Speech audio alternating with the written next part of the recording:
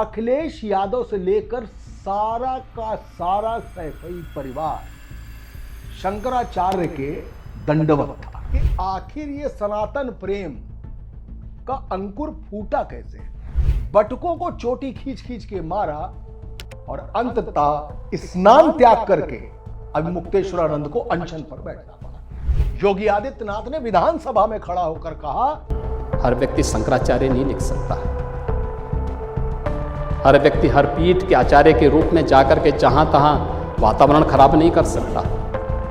उन मर्यादाओं का पालन सबको करना होगा कि हर भगवा पहनने वाला खुद के नाम के आगे शंकराचार्य नहीं लिखेगा। और उन्हीं के चरणों में दंडवत है अखिलेश यादव। और यही है अखिलेश यादव का राम प्रेम भी जागा कि अयोध्या के राम मंदिर में करोड़ों का चढ़ावा घोटाला हो गया। यही अभिमुक्तेश्वरानंद बनारस में प्रदर्शन कर रहे हैं। सरकार अखिलेश यादव की थी, दे लाठी अभिमुक्तेश्वरानंद की पीठ लाल कर दी। ये जो विपक्षी पार्टी है, इनको एक चीज समझ में आ गई कि हिंदुओं को भी अपनी तरफ करना होगा। उनके भी कुछ वोटों का कॉम्बिनेशन जब इस मुस्लिम वोट से मिलेगा, सत्ता वापसी तभी होगी। पहला सुख निरोगी काया, यानी एक स्वस्थ शरीर ही जीवन की सबसे बड़ी पूंजी है। उत्तर प्रदेश की पावन धरा पर आज चिकित्सा और स्वास्थ्य सुविधाओं का एक ऐसा नया दौर शुरू हुआ है जहां हर नागरिक की सेहत और सुरक्षा ही सरकार का पहला संकल्प है। मुख्यमंत्री योगी आदित्यनाथ के कुशल नेतृत्व में उत्तर प्रदेश आज उत्कृष्ट स्वास्थ्य सेवाओं के नए शिखर को छू रहा है। जो प्रदेश कभी डॉक्टरों और बुनियादी अस्पतालों की कमी से जूझता था, आज वही UP one district one medical college योजना के तहत हर जिले को आधुनिक चिकित्सा केंद्रों से लैस कर रहा है। गोरखपुर और रायबरेली में चालू हो चुके हैं 2 विशाल एम्स। आज उत्तर प्रदेश के मरीजों को उनके अपने ही घर के पास विश्व स्तरीय इलाज दे रहे हैं। गरीब और मध्यम वर्गीय परिवारों के लिए वरदान बनी आयुष्मान भारत योजना के तहत उत्तर प्रदेश ने देश में सबसे अधिक 5 करोड़ से ज्यादा आयुष्मान कार्ड जारी कर एक नया इतिहास रचा है। बिना किसी खर्च के हर साल 5 लाख रुपए तक का मुफ्त और बेहतरीन इलाज आज सीधे आम आदमी की पहुंच में है। गांवों के प्राथमिक स्वास्थ्य केंद्रों पर लगे आधुनिक हेल्थ एटीएम, मुफ्त दवाइयां और 24 घंटे तत्पर रहने वाली 108 और 102 एम्बुलेंस सेवाएं आज यूपी के सुदूर ग्रामीण अंचलों तक चिकित्सा व्यवस्था को बेहद मजबूत और सुलभ बना चुकी हैं। 50 डिग्री का तापमान हो या नौतपा का हाहाकार, लेकिन इस दौरान हर बड़े मंगल में लखनऊ में कोई भूखा नहीं सोता। जिधर से भी गाड़ी गुजार दीजिए, साउंड सिस्टम पर एक ही गाना बज रहा होता है, लखविंदर सिंह लखा का, श्री राम जानकी बैठे हैं मेरे सीने में। लेकिन यह गीत अब अखिलेश यादव के दिल में बजने लगा है। छोटा सा एक दृश्य है। ऐसे ही बड़े मंगल का एक भंडारा पिछले दिनों था, जब अखिलेश वहां पर खुद पूड़ी सब्जी बांट रहे थे। ये वही अखिलेश यादव हैं जो अचानक सनातन प्रेमी हो गए। सनातन प्रेमी कैसे? भाई कुछ हुआ यूं कि शंकराचार्य अभिमुक्तेश्वरानंद मैनपुरी पहुंचे। अखिलेश यादव से लेकर सारा का सारा सैफई परिवार शंकराचार्य के दंडवत था। बस यहीं से एक बात समझ में आती है कि आखिर ये सनातन प्रेम का अंकुर फूटा कैसे। फूटा तो सींचा किसने? सींचा तो यही अंकुर एक पौधे से दरख्त में कैसे बदल गया, पेड़ में कैसे बदल गया? क्या इस पेड़ पे भी कोई फल आने वाले हैं क्या? दशहरी, लंगड़ा, चौसा, इसकी बात नहीं कर रहा हूं। इस फल का नाम है वोट का फल, मत का फल। चुनाव के इस मौसम में जब ये पेड़ पनपता है, फल देता है, तो उस पे लटके हुए वोट सबको दिखाई देते हैं। और अब अखिलेश यादव को भी दिखने लगे हैं। और फिर क्यों ना हो, अखिलेश यादव को तो ये फल दिखेंगे ही दिखेंगे। और वो फल आशीर्वाद के रूप में भी मिल रहा है स्वामी अविमुक्तेश्वरानंद के जरिए। जानते हैं कैसे और क्यों? क्यों? इसलिए कि ये वही अविमुक्तेश्वरानंद हैं जिन्होंने माघ मेला में श्राप दिया था। श्राप किसको?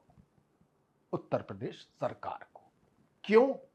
क्योंकि जब उनकी पालकी छोटे छोटे बटुकों के साथ संगम में डुबकी लगाने जा रही थी, उसी वक्त पुलिस प्रशासन ने उनको रोका, बटुकों को चोटी खींच खींच के मारा और अंततः स्नान त्याग करके अविमुक्तेश्वरानंद को अनशन पर बैठना पड़ा। योगी आदित्यनाथ ने विधानसभा में खड़ा होकर कहा कि हर भगवा पहनने वाला खुद के नाम के आगे शंकराचार्य नहीं लिखेगा। और जिला प्रशासन इलाहाबाद ने नोटिस भी उनको जारी कर दिया। कैसे लिखते हैं जी आप अपने नाम के आगे शंकराचार्य? आपके पट्टाभिषेक पर तो कोर्ट का रोक है। क्या गजब है। सनातन भी कोर्ट पहुंच गया। पट्टाभिषेक पर रोक है, लेकिन कोर्ट के किसी ऑर्डर में यह नहीं लिखा है कि वो शंकराचार्य नहीं लिख सकते अपने नाम के आगे। केशव मौर्य जो डिप्टी सीएम है, उन्होंने कम से कम 3 बार कहा कि मैं भगवान जगत गुरु शंकराचार्य मुक्तेश्वरानंद के चरणों में प्रणाम करते हुए गुहार करता हूं कि वो अपना क्रोध त्याग कर अपना अनशन खत्म करके त्रिवेणी में स्नान करें। दूसरे डिप्टी सीएम ब्रजेश पाठक ने साफ तौर पर बयान दिया कि बटुकों को मारना, चोटी पकड़कर, शिखा पकड़कर अक्षम्य अपराध है। और फिर उनके पैर धोए, चरण प्रक्षालन किया उनका। लेकिन कुछ दिन बाद अविमुक्तेश्वरानंद के खिलाफ पॉक्सो एक्ट में एक मुकदमा दर्ज हो गया, बटुकों के यौन शोषण का। गजब देखिए उत्तर प्रदेश में। एक, वो शंकराचार्य लिख नहीं सकते, इसका नोटिस। दूसरा, जो बचा खुचा बटुकों का मर्म था, जो सिंपैथी थी उनको लेकर, उसमें उन पर यौन शोषण का आरोप लग गया। POCSO act. मैं पहली बार देख रहा हूं कि पॉक्सो एक्ट पर किसी की गिरफ्तारी नहीं हुई, जबकि तुरंत गिरफ्तारी होती है बयान देते ही। बयान भी हो गया पर गिरफ्तारी नहीं हुई। चलिए, यह वजह बनी कि जो योगी के खिलाफ, या योगी जिसके खिलाफ, वो सनातन का सिरमौर है। और उस सिरमौर का नाम है स्वामी अविमुक्तेश्वरानंद, शंकराचार्य अविमुक्तेश्वरानंद। और उन्हीं के चरणों में दंडवत हैं अखिलेश यादव। और यही है सनातन प्रेम की असल वजह, जड़।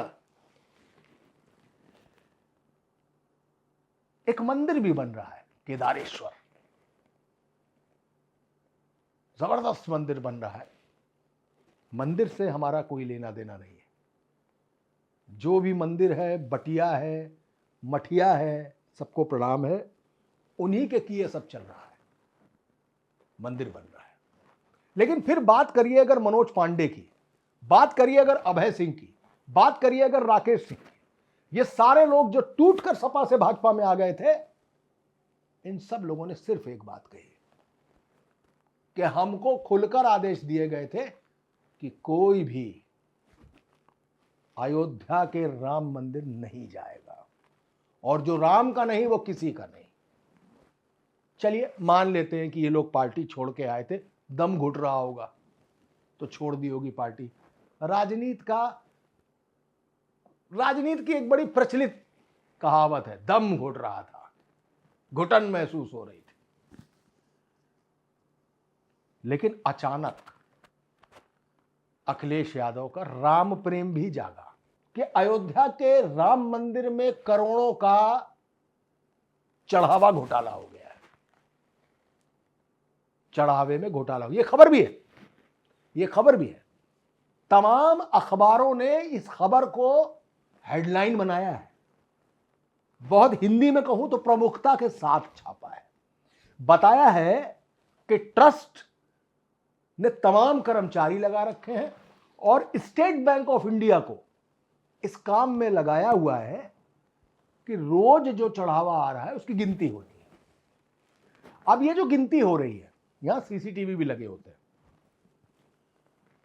जितने मंदिर राम मंदिर के आसपास अंदर बने हुए हैं, उन मंदिरों पर प्लस दर्शन मार्ग पर 4 दर्जन दान पेटियां लगी हुई है। इन दान पेटियों से रोज चढ़ावा निकाला जाता है और गिना जाता है। पुलिस ने इसमें जांच भी की और ट्रस्ट के एक कर्मचारी के खाते में 5 लाख रुपए भी बरामद कर दिए। यानी घोटाला हुआ तो है, लेकिन चंपत राय जो इस ट्रस्ट के सचिव हैं, उनका कहना है कि हर महीने ऑडिट होता है, अभी भी ऑडिट चल रहा है। फिलहाल अभी तक फिलवक्त इस तरीके की कोई उल्लेखनीय बात सामने नहीं आई है। लेकिन अखिलेश यादव ने साफ तौर पर कहा है कि चढ़ावे में घोटाला राम भक्तों, राम के उपासकों के साथ छल है, धोखा है। ये भी सनातन प्रेम और हिंदू प्रेम की एक भावना अखिलेश यादव की सामने आ रही है। इस बात को यहीं खत्म करता हूं, पहले बीच में एक बात बताता हूं। 2014 में बतौर अध्यक्ष राजनाथ सिंह ने नरेंद्र मोदी जो 3 बार के मुख्यमंत्री थे गुजरात के, उनको भारतीय जनता पार्टी के प्रधानमंत्री पद का चेहरा घोषित किया। 2014 में हर हर मोदी घर घर मोदी के नारों के साथ पहली बार भारतीय जनता पार्टी की एक ऐसी सरकार बनी जिसमें मुसलमानों के वोट नहीं थे, और पहली बार साबित हो गया कि हिंदुस्तान में कोई थंपिंग मेजॉरिटी की सरकार बिना मुस्लिम वोट के भी बन सकती है। फिर यह रिपीटिशन होता चला जा रहा है, कभी किसी सूबे में, कभी दोबारा लोकसभा चुनाव में, बार बार ये देखने को मिला। अब शायद ये जो विपक्षी पार्टी है, इनको एक चीज समझ में आ गई कि मुस्लिम वोट हमारा कंसोलिडेटेड वोट है। जैसे ममता बंगाल में, उत्तर प्रदेश में समाजवादी पार्टी अखिलेश यादव, लेकिन सिर्फ इस मुस्लिम वोट के दम पर हम सरकार नहीं बना सकते। तो क्या करना होगा? तो करना यह होगा कि हिंदुओं को भी अपनी तरफ करना होगा। उनके भी कुछ वोटों का कॉम्बिनेशन जब इस मुस्लिम वोट से मिलेगा, सत्ता वापसी तभी होगी, चाहे केंद्र में राहुल गांधी हो, चाहे उत्तर प्रदेश में अखिलेश यादव हो। तो यह है एक सनातन प्रेम। अब आप सोच रहे होंगे क्या मैं अखिलेश यादव पे आरोप लगा रहा हूं? अरे तो फिर तो आरोप तो भारतीय जनता पार्टी पे भी है कि वो कहती है कि बटोगे तो कटोगे। वो कहती है कि शमशान को बजट कम दिया गया, कब्रिस्तान को बजट ज्यादा दिया गया। तो अगर उसका हिंदुत्ववादी एजेंडा होर्डिंग लगा के चौराहे पे खड़ा है, तो 3-4 बार में आपको भी तो समझ में आ गया कि बिना हिंदू वोट के हम नहीं जीत पाएंगे। जैसे मायावती का फार्मूला, तिलक तराजू और तलवार इनको मारो जूते चार, ऐसे सरकार बनानी है। लेकिन आए ब्राह्मण शंख बजाएगा, हाथी बढ़ता जाएगा। एक सोशल इंजीनियरिंग हुई, केमिकल के साथ एसिड का प्रयोग किया गया पॉलिटिकल लेबोरेटरी में, और मायावती को सरकार मिली। मीम और भीम का भी आया, लेकिन चला नहीं, क्योंकि माना जाता है कि भारतीय जनता पार्टी की बी टीम है। अब ऐसे में अगर दंडवत हैं अखिलेश यादव शंकराचार्य के सामने, उनके गुरु चरणों में, उनके श्री चरणों में, तो ये पॉलिटिकल गिमिक्स का एक फार्मूला है। राम मंदिर के चंदे को लेकर वो बात हमेशा कहते, लेकिन उन्होंने कभी ये नहीं कहा कि मैं एक एक समाजवादी पार्टी के कार्यकर्ता को ये कहता हूं चलो अयोध्या दर्शन यात्रा होगी। एक बार कहना था, नहीं कहा। चंदा घोटाला जरूर खोल दिया उन्होंने, लेकिन न 84 कोसी, न पंचकोशी, न दर्शन मार्ग पर उतनी यात्रा। एक बार अगर अखिलेश यादव ने कह दिया होता कि सारे सपाई पहुंचे अयोध्या, वहां हम दर्शन करेंगे सिर्फ, वो नहीं कहा आज तक। शायद अपनी किसी बात पर अडिग है, लेकिन सनातन प्रेम सच्चा है उनका, जैसा कि वो इस समय पॉस्चरिंग कर रहे हैं। तो ये है अखिलेश यादव और सैफई परिवार का एक नया कदम, एक नया पैतरा, एक नया सियासी स्टाइल ऑफ प्लेइंग, एक नया तरीका खेला है खेल खेलने के लिए। केदारेश्वर का मंदिर, हनुमान जयंती पर जाना। मुलायम सिंह खुद हनुमान भक्त रहे थे, उनके पिता धरतीपुत्र क्यों? पहलवान थे, और पहलवानों का तो प्रतीक चिन्ह सिर्फ एक ही है। एक आदर्श व्यायामशाला शायद किसी भी शहर में होती है, वहां चाहे हिंदू हो, मुसलमान हो, दलित हो, पिछड़ा हो, जितने भी युवा कसरत करने के शौकीन होते हैं उस व्यायामशाला पहुंचते हैं, और हर व्यायामशाला में एक मूर्ति लगी होती है, वो हनुमान जी की होती है, लंगोटधारी हनुमान जी, क्योंकि पहलवान का प्रतीक है लंगोट, और लंगोट बजरंगबली पहनते हैं। अब जिम का कल्चर हो गया, अब लोग जिम जाने लगे, वरना मट्टी में जाकर कसरत करने का एक प्रचलन था हमारे समाज में। जिसको नहीं याद है उसको याद दिला दूं, जिसको नहीं मालूम है उसको बता दूं। यही अविमुक्तेश्वरानंद बनारस में प्रदर्शन कर रहे थे, हल्ला बोल रहे थे। सरकार अखिलेश यादव की थी। पुलिस ने उस पूरे आंदोलन को, उस हल्ला बोल को लाठियों के निशाने पर ले लिया। दे लाठी, दे लाठी। अविमुक्तेश्वरानंद की पीठ लाल कर दी गई। वही जिनके चरणों में अब धरती पुत्र का लाल दंडवत है। तो ये सियासत, कहते नहीं है